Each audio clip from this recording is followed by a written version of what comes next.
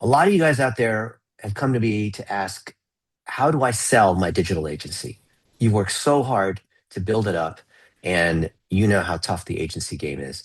I don't think there's anyone smarter in the entire agency space than Erik Huberman of Hawke Media. He's done 23 agency acquisitions, and he has $700 million. That's almost $2 million a day, guys. If you have an agency that's doing 1 to 5 million gross revenue, not profit, this is a conversation you're going to want to listen to. Erik, so awesome spending time with you. Yeah, thanks for having me. I think I've known you for like 10 plus years. Digital Yep. marketer, Did we deal meet at con. did we meet at Digital Marketer in Austin? Was that when we first met? Yeah.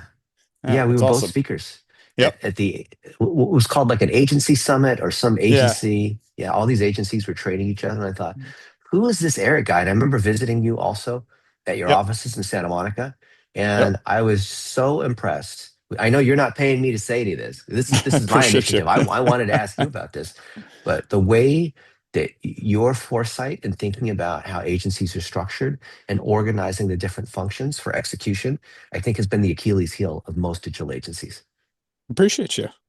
Because there are guys that are really good at selling, but then when it comes to delivery, things fall apart. And I think Yep. that's the number one thing that hurts the value of their agency. So Which yeah, that was a big part of both why we started the agency and why we've done so much M&A is we've built such an incredible team and an infrastructure. We realized folding other great agencies into that and finding a way to bring them the horsepower we have was kind of a way for 1 + 1 to equal 3. yeah, what's it like running a $700 million a year agency? It's funny.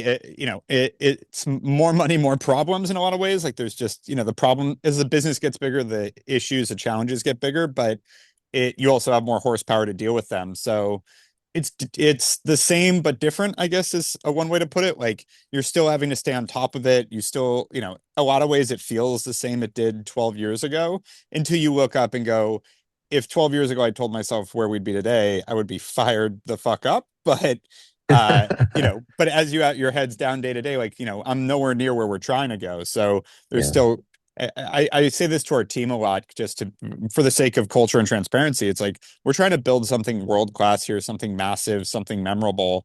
And to do that is hard. To do that takes a lot of work. You have to do more than the next person. You have to be better than the next person, and you have to really compete. And so, kind of to your point, we have to execute at a top level.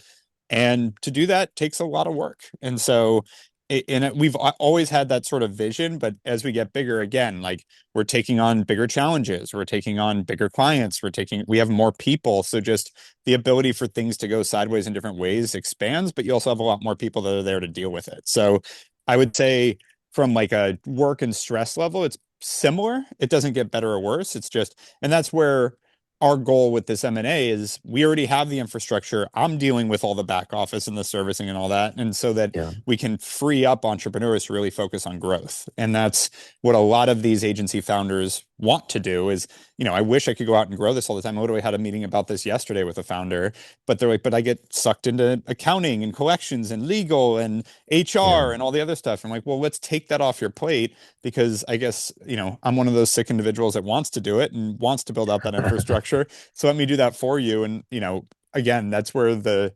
team can come in. And that's been the beauty of it is like at this scale, we have an incredible team, incredible leadership. And so, there's way bigger challenges, there's way more challenges, but there's way more horsepower to deal with them.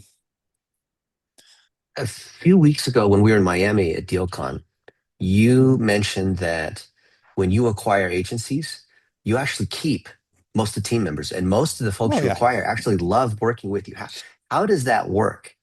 Yeah, I mean, we're buying profitable agencies. So I always, I try to say this through the process, like we don't have to do anything. They're a profitable agency. We could just let them be and they're going to function fine. And so this isn't like the, sort of stereotypical private equity move where it's like, let's buy it and chop shop it and cut it up for parts. Like that's not what we're doing. We're taking on the team. Frankly, the what the clients want to hear, which is a big part of the value of an agency, is nothing bad's going to happen. We're not ripping anything out. You're getting everything the same that you originally paid for, and some. So we're going to add services, we're going to add horsepower, we're going to add technology to what your team's already doing. But love the team you're working with, great. They're not going anywhere. And that's important to the right founders. Some founders don't care about their people, most do, thankfully. And so the question always comes up, like, what happens to my team? And the answer is nothing bad. Usually what the conversation with the team is, hey, you can keep doing what you're doing, and that's totally fine. But now you have all this other opportunity to step into. So if you want to go wider and work with more types of companies, if you want to try different services, if you're a great practitioner, we can now expand the opportunity into what you can step into. And so it's usually music to their ears. I'd say once in a while, someone that's already on their way out might use this as an opportunity. But we actually had an acquisition last year that two people immediately gave notice when they announced the acquisition and were like, hey, we're out. And a week later, they Mm. asked if they could rescind that notice. And so, we have great benefits. We really do have like a great program that a lot of these smaller agencies, frankly, can't afford. And so usually it's all positive for the employees and the clients because that's the job, that our job. Again, the typical thing would be, oh, our agents got acquired and they stopped paying attention to us. Well, we don't want that to happen, so we're not going to let that happen. And then again, on the employee side, like they're just going to cut a bunch of redundancies, et cetera. It's like, well, that doesn't really work that way because again, you guys are servicing these clients and you're already profitable. So in this business, you don't have to chop a bunch of things. And so when we look at all that during our diligence process to make sure there isn't like every once in a while you have an agency that was like afraid to fire someone and then go, can you guys Yeah. do it? And that's when we work through that kind of thing. But that's rare. That's why it's like it's not that it never happens, but it's really infrequent that we are cutting anyone or letting anyone go. Because again, these are profitable. Yeah, and you're helping guys who are already winning win more. And Right. it's Exactly. crazy how you have seen pretty much every issue that can happen in an Yeah. agency. And Yes. yeah, I remember you listed all the crazy things that happen. Like sometimes there's an acquisition and then the guy goes on vacation for 3 weeks and you can't find him, Yep. or the books aren't right, or Hmm. something isn't what they said it was.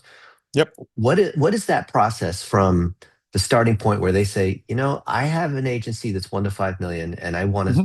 explore selling all the Yep. way through to the completed acquisition? Yeah, great question. So we start with the financial conversation because it feels the most objective. Like we can just get to the numbers quickly because the culture fit, the vision, all that is takes more time, like really understanding how they service clients and how that meshes with how we do, letting them get up to speed on our whole infrastructure. Because our goal during that process, the sort of M&A process and the dance is by the time we close, there's no surprises on either end. We want that day that they close, and this is where we are now. Thankfully, we feel like we've accomplished this, is that we close, they come in and they go, yeah, this is everything we talked about. Like that's what we're trying to get to. So we try to be super transparent, but it starts with we're going to review the financials and come up with terms that make sense based on where the business is at. Let's understand what your profitability is, how you're servicing clients, what your gross margins are. So we do an initial view of the financials, and then we put together a non-binding term sheet. Basically, the idea is here's our deal structure.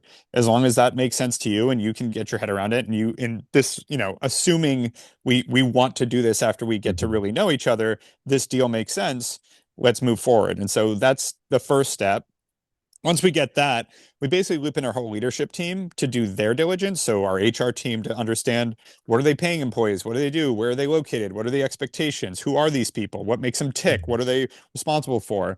Our head of revenue is looking at how are you generating sales and how are you doing your marketing and what are you doing to actually build this business currently and where the opportunities are. Obviously, our CFO looking at all the finances a lot deeper, doing his diligence on is to your point, is this actually what you said it was? Does this all add up? And does it make Yeah. sense? Our head of services looking at how do you service clients? Like, what do you provide? What does that look like? What are you charging? Are you charging appropriately? All those kind of things. And I know I'm missing some, but those are, operationally, what systems are you using? What software are the things that we're going to have to change? And during all that, that's the opportunity for the founder to also ask the other way, like what are you systems are you Mhm. using, how do you service clients, how are you generating business, and basically get to know Yeah. us, get to know the team. Because how we position this, and it's true, is the best founders we've acquired treat our executive team like their executive team. So now you have a COO and a CRO and a CFO and all these things. So get to know them, over the next, it's usually 1.5 to 2 months. Get to know those people, get to know me, make sure you feel good about this team being the one that's going to back you up and you feel like you've got an understanding of them, you're on the same page, you've asked all of your questions exhaustively. And that's once we all feel good at the end of that, that's when we close. And we always close on the first of a month, just from a financial, payroll, taxes, all those things. It's important. And yeah, and that it's pretty simple, but it's pretty quick and simple because of the way we do deals. This is not some process where, I hear the word proctology exam come up a lot in M&A, and we're not like that because we do really aligned financial deals that if they don't like, we're not, because we don't do a lot of cash up front or anything that just, and the reason for that is, and this is comes to where, so our strategy is basically a perpetuity earnout. You build your business, you build an annuity, we guarantee the profit margin, and you're responsible for building the top line. That's how we align. And because of that, when I've seen other M&A deals for this size business, 1 to 5 million, let's say the average I've seen in terms of multiples is around 3 times EBITDA. So they'll give you 3 times your profit, but they're going to give you 20 to 30% of that upfront, let's say. So not even 1 year's profit upfront. Mhm. And then they're going to put all these growth metrics and profitability targets on you that if you don't hit them, you don't get anything else. And they might claw back some of it. And so to me, it's like, well, if you're going to put all this structure on this that basically forces you to stick around for 3, 4 years anyways to build it, what you're telling me is you can keep your profit for 3 years as long as you grow your business. And if you don't, you lose everything. And so I was like, well, why don't I just structure it so that you just keep the profit of your business? So if it shrinks, your income shrinks a little bit. If it grows with you, but we're going to help build the infrastructure, bring you more horsepower and help grow it. But, again, economically our deal is better, but that's also why we have that conversation up front, because there's an ego attached to it that some people just want to see the big valuation regardless of the actual logic of it. And so Mhm. those aren't the people we're looking to work with. We're looking at people that look at this, understand the rationale, understand, frankly, it is a better deal financially, and we can move forward. And being part of the mothership where they have access to a COO, COO, all of these systems makes Yep. their firm value worth more. Correct.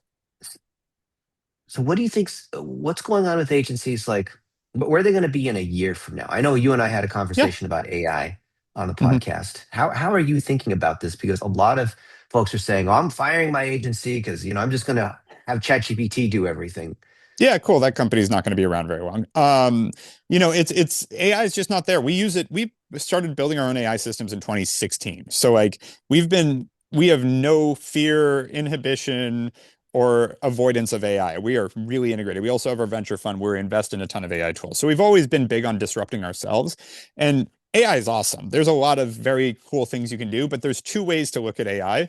One is cutting costs to do the same, and the other is keeping your costs the same and doing a lot more.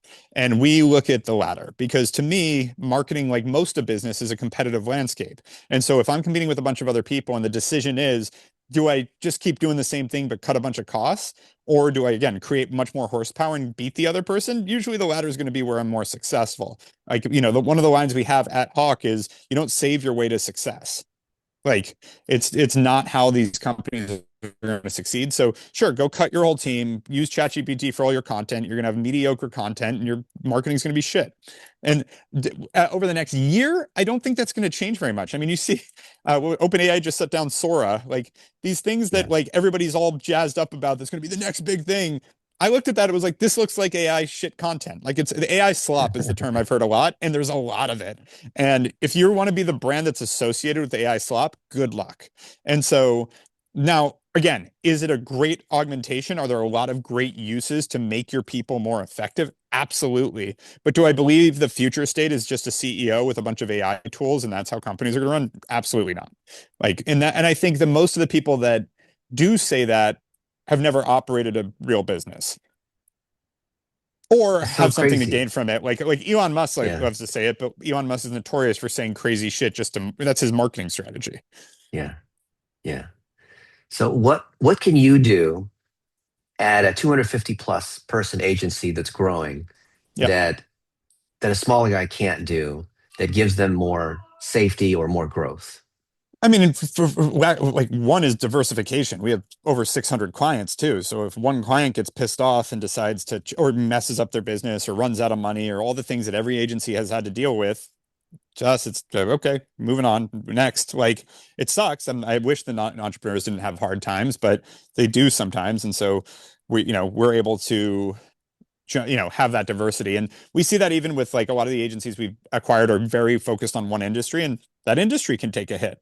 And so when it does, we're like, great, here's how our clout in another industry, like pivot. Like it's time, we're going to help you do that. And so we create a lot more stability in that way. We also have way more softwares than you could ever, we spend millions a year on software. And so there's no way these, again, if we're talking about $1 to $5 million agencies, we spend that on our tech stack multiple times. So you're going to have a lot more technology, a lot more. We have a full AI team that's a support team to build AI for how we function. Again, you also tap into all of our other services. So let's say you're a TikTok agency, just as an example. Mhm. Well, now you're a TikTok agency that has access to about every other service under the sun when it comes to marketing. So you get a way wider offering to offer your clients, again, where you can expand the business. So you have more software, more stability, more technology. My favorite, one of our best acquisitions we made, the guy's awesome. And one of the things that comes out of this line a lot, and he's like, with all due respect, not my problem anymore. And he punts everything that isn't about growing his business, he punts to our team. And our team that's their job. They know that yeah, go grow. We don't want you to deal with this. And so whatever that might be, someone not paying their bills, like Yeah. that's the other thing is we have a lot more, we have a giant line of credit and a lot more cash coming in that God forbid your big client is late 90 days on their bill. For us, it's annoying, but like we go figure it out. For you, it could take out your business. Like that could be, in this case, it was like 50% of this agency's payroll was 90 days late. That's done. That could be bankruptcy if they weren't. And it was just pinging them like, hey guys, you owe this, pay it, come on. And they did, like, but it took 90 days. So there's just a lot. Again, at this size, that's kind of to your point about what are you dealing with? What are the issues? The issues are Yeah. bigger, but you have way more to deal with them. It's incredible. So the big question, Eric, folks have is, let's say I have an agency, 5 million. I'm in Josh Nelson's group. I've Mhm. chosen a vertical, HVAC or pest Yeah. control or whatever. Maybe I'm operating at a 20% margin. Let's assume Mhm. there's a normal, all the normal add backs. How might I think about what's like a range of valuation I can expect? You said like 3 times EBITDA. That's if you're going to go to a standard deal. We don't play with valuations. We can give you whatever valuation we want. Again, it's 100% earnout. So it's just you basically think about it as you're locking in your profitability and we're guaranteeing it. And your job is just to go grow top line and we lock in the profitability. That's how that works. So the valuation, this is again, the game that people play in M&A. It's a game. Like none of this is like there's these structures that people accept in a lot of industries that you look at it and thankfully this is where entrepreneurship comes from. You look at the existing landscape and go, that's broken. And like I had a few people look at buying us and I'm listening to the deals and I'm like, with all due respect, why the fuck would I ever do that? Like, what are you talking about? And so Yeah. then we had the opportunity to buy our first few companies and I was like, I know how it's supposed to be done, but I'm going to do it the way I think is right and fair and good for both parties.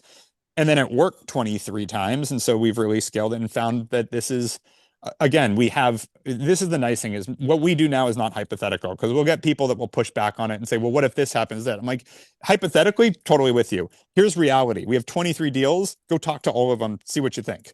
Because again, our job is to be super transparent because if you don't grow your business with us, we don't make any money. Again, we're guaranteeing your profit. So if we don't grow it together, it's just vanity at that point because yeah, we get a little Yeah. scale, but we don't get any profit. And guess what matters in business?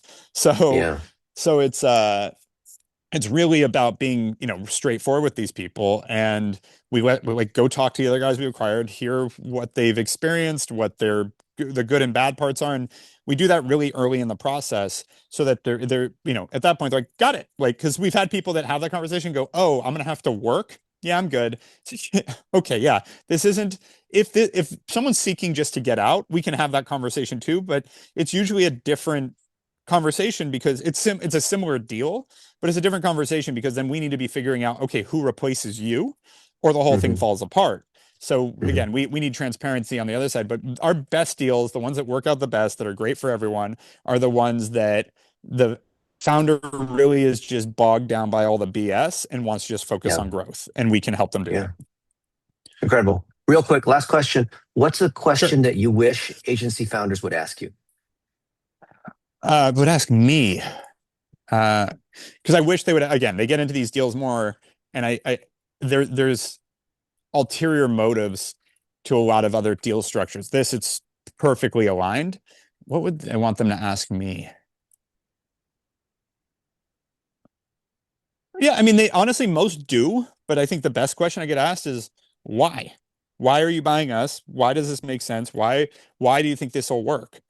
Some people glaze right over that. Again, they get too bogged down because we do have that financial conversation. They get bogged down in that and they don't take a step back and go, why? Or maybe the other question would be, why have 23 other agencies done this? And how do they feel about it? Because I think to that point, a lot of people get bogged down in hypothetical and they're trying to think through, and it gets overcomplicated in that sense where they're like, well, all these, like, what happens if you buy my business and just shut it down? Why would I do that? Like, I hear that could be a worry. And again, if you're talking about a bunch of random people that don't understand the full context, that's sometimes the advice they get. Well, now they're going to control it. Well, yeah, but we don't act that way. Like, there's not a founder I have acquired that I've ever just inserted myself in, like I'm their boss ever, because that'd be stupid. I'm buying companies and partnering with entrepreneurs. I'm one of them. So I know what would happen if I turn them into like a true employee from a cultural standpoint. They'd bail out, we'd lose everything. That'd be stupid. So instead, like, they run with full autonomy and I treat them like a partner. So, like, if there's something wrong, which does happen, I call them and talk to them about it. Like, hey, how do we do this? The same way I talk to my actual co-founder is the same way I talk to these agency founders, where it's like, I'm never going to call and be like, you're going to do this, this, and this. Like, that'd be the dumbest thing I could do. So, they get these worries that are hypothetical, but I'm like, no, but in practice, that makes no sense for me either. So, like, go to, like, see what I've done. Because now we have the benefit. Because early on, I get it. If we have no track record, then you've got to be really careful. But now we've got a long track record. So let's have those conversations about, the concerns, but thankfully we can easily assuage them. Erik, absolutely fantastic. For folks that want to contact you, take that next step, they can reach Yep. you at e@hawkemedia.com. Yep. And Hawke has an E at the end. And So E at yeah, Hawke, HAWKE media.com. Erik, thank you so much for your time. You're amazing. Of course. Thank you for having me. Awesome. Talk soon. Yeah.